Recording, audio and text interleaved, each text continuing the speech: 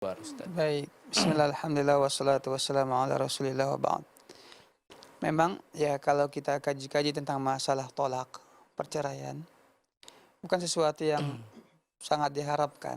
Tentu Iya, setiap orang ketika dia menikah, sudah terbayang sama dia sehidup semati kan begitu. betul.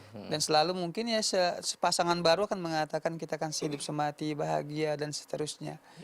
Tapi ketika ya pernikahan itu berjalan atau bahtera ini berjalan, akan muncul banyak sekali ombak dan ujian gelombang yang tinggi. Tentu ini butuh sekali keteguhan hati, kemudian kesabaran dalam menghadapinya.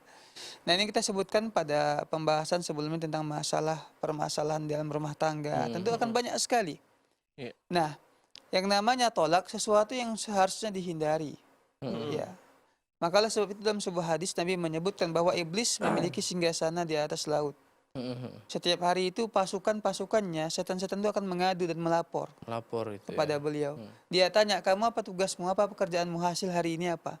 Oh, saya begini dan begitu. Oh, biasa saja. Ya, Ada kalau laporan kamu wajib apa? saya. Ya, kalau kamu, oh saya sudah memisahkan antara suami istri. Nah, sini, kamu yang terbaik. Artinya apa? Di antara hasil ataupun kinerja terbaik daripada setan dan iblis itu ialah bisa memisahkan antara suami dan istri. Oleh sebab itu bukan sesuatu yang sangat diharapkan. Iya. Maka dalam Al-Quran disebutkan ketika terjadi permasalahan yang sangat besar, yang di ujung daripada perpisahan, di ujung tanduk kata orang, pernikahan ini hancur, ya, maka Al-Quran menganjurkan untuk mencari seseorang yang bisa memberikan pencerahan atau sebagai mediator, Iya.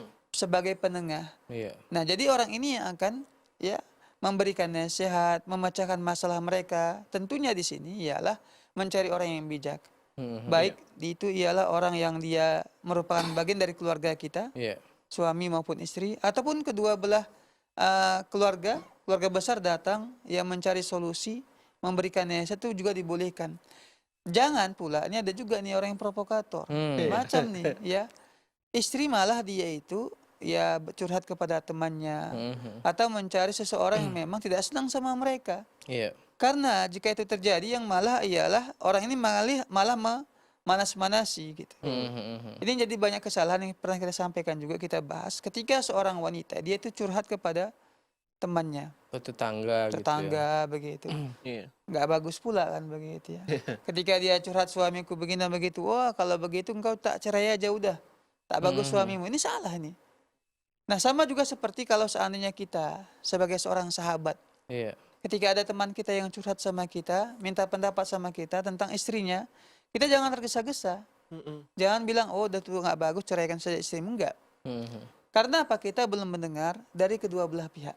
Iya. Karena tentunya ketika seorang suami curhat kepada temannya, dia akan menjelek-jelekkan istrinya. Gitu ya. Padahal sebenarnya dia pun banyak kekurangan. Sebaliknya juga begitu. Maka orang yang bijak itu ketika dia dimintai pendapat, dicurhati dan sebagainya, dia harus bersikap bijaksana, Iya. menyikapinya, harus bersikap adil, tidak membela kedua belah pihak.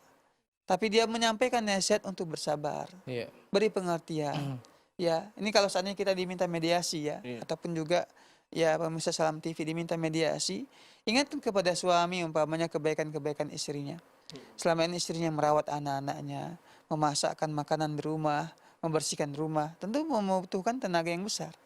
Sebaliknya juga begitu, kita nasihati istri, suamimu selama ini membanting tulang mencari nafkah, Iya. ya, bahkan mempertaruhkan nyawa.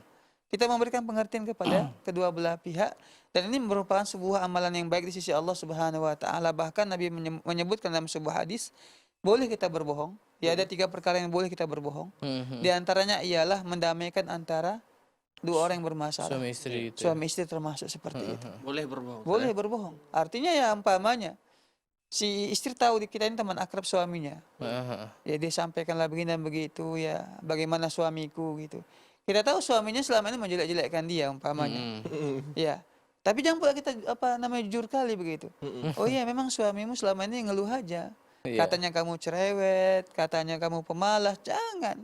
Iya. Ya. Setidaknya kita puji ya. Setidaknya kita puji suamimu selama ini biasa saja, bahkan dia memujimu. Ya, bahkan dia mengatakan kamu itu wanita yang soleha, yang baik. Selama ini memujimu di hadapanku. Begitu seharusnya kita. Iya. Jadi untuk mendamaikan kedua orang, termasuk suami istri ini, kita bukan dituntut untuk jujur, tidak. Mhm. Ya bahkan kita dibolehkan untuk sedikit berbohong Mhm. demi kelanggengan rumah tangga orang lain.